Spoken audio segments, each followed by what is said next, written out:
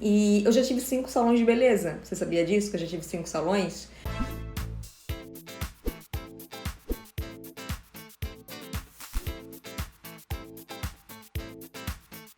Eu estudei muito sobre esse tema durante essa semana, li vários artigos, reli alguns livros, alguns capítulos de alguns livros. Por quê? Porque eu comecei fazem umas 2, 3 semanas a receber muitas perguntas relacionadas a fechamento. Dani, será que eu devo fechar meu negócio? Será que eu devo fechar meu salão? Outras pessoas já dizendo que já fecharam seu salão.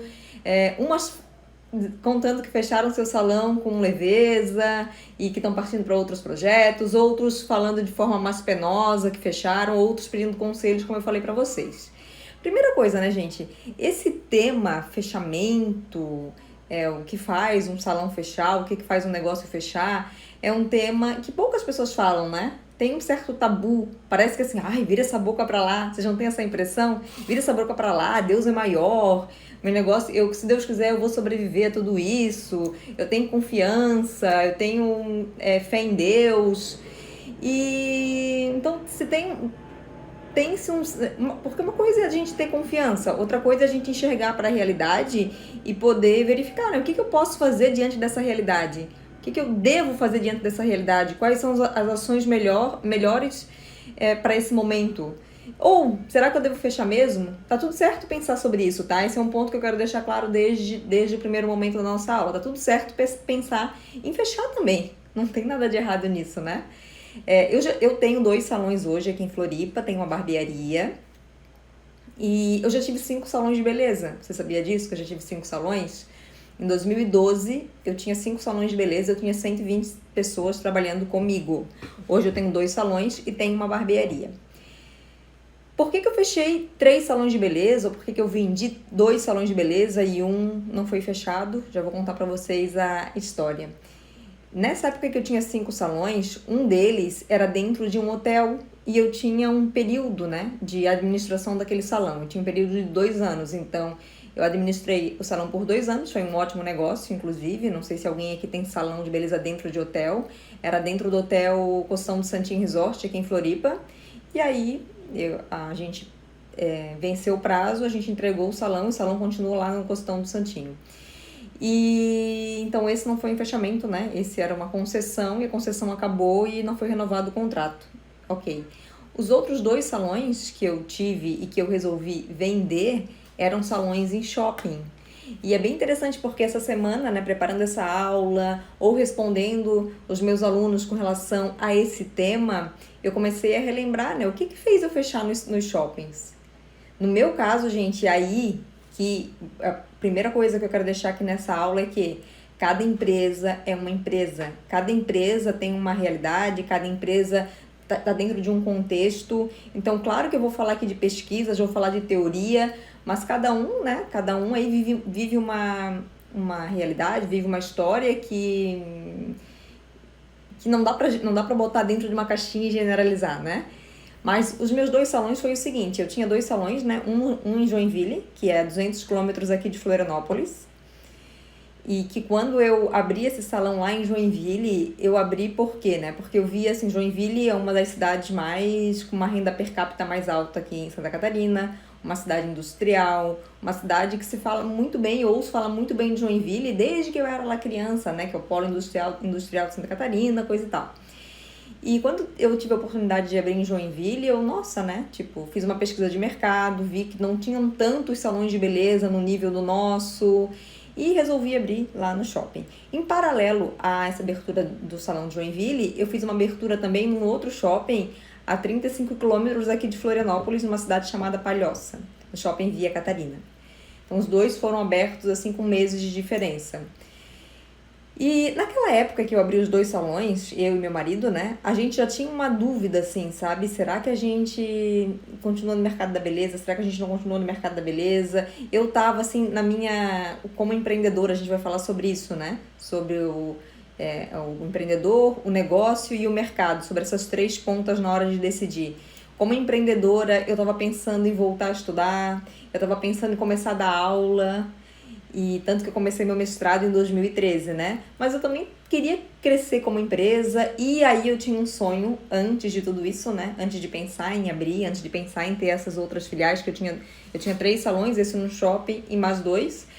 Sempre tive um desejo de ter uma loja no shopping. Eu achava assim legal, eu achava ai, desafiante que deve ser. Os salões de shopping sempre tão bonitos.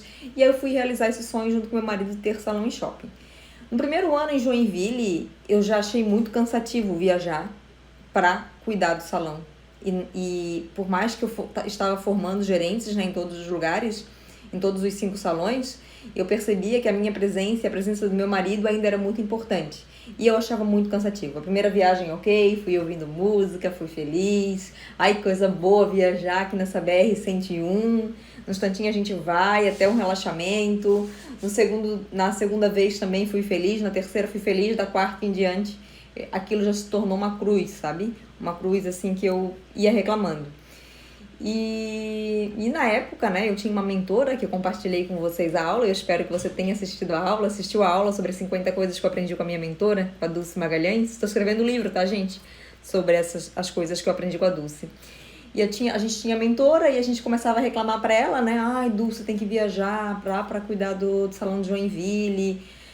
Ai, eu vou sem gosto, ai, eu vou sem... E ela ia trabalhando, né, algumas questões e em pouco tempo, em menos de 2 anos de casa, eu percebi, meu marido percebeu que aquilo não era pra gente. Não era, não nos fazia feliz ter 5 unidades.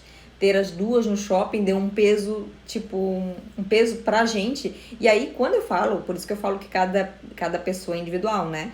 Cada empresa é individual, cada empresário é uma questão única, é um cenário único, né? Não tem uma empresa igual a outra, não tem um ser igual ao outro.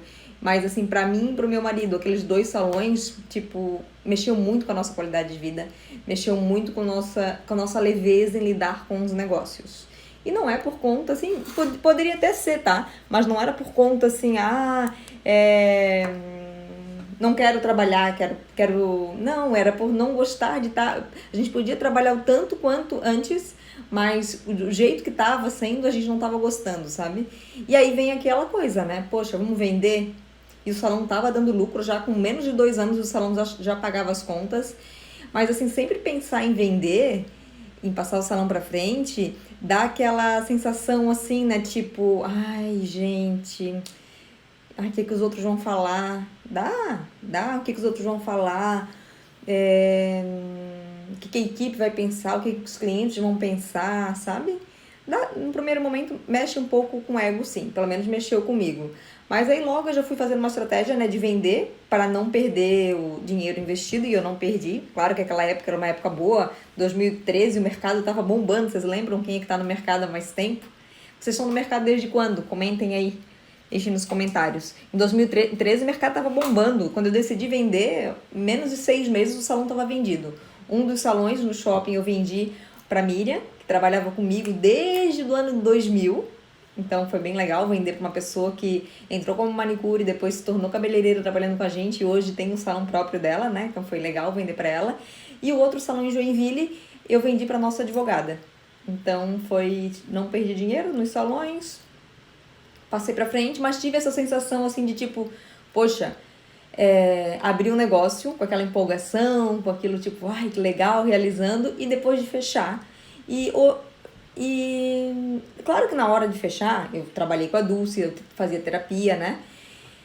E não foi assim, que alegria fechar na hora de resolver vender, daquela poxa, um projeto que não foi como eu imaginava, né? Mas depois também que a gente vende e que aí tu coloca a tua energia em outra coisa, nossa, as coisas, né? As coisas vão acontecendo, vão se encaminhando. E hoje, pra mim, assim, pra minha vida enquanto professora, eu acho, enquanto professora, enquanto gestora, enquanto ser humano, essa experiência pra mim foi muito importante. Porque, primeiro, eu vi bem a realidade, assim, como é diferente, gente. Tem um salão em Florianópolis e tem um salão em Joinville, tá? É muito diferente como uma cidade, como a forma de se relacionar com a equipe muda de uma cidade para outra, como a forma de se relacionar com o cliente muda de uma cidade para outra. Então, para mim, principalmente Joinville, que é mais longe e que é com uma cultura bem diferente, que a colonização lá foi muito alemã, né? E a nossa colonização aqui em Floripa é portuguesa. Então, como tem uma mudança de cultura muito grande, Joinville para mim foi base fundamental para eu ser uma boa professora hoje. Porque assim, uma coisa é tu entender teoricamente que uma cidade é diferente da outra, que uma cultura é diferente na outra. Outra coisa é tu, ó, sentir na pele, tá? Sentir na pele a diferença de cultura.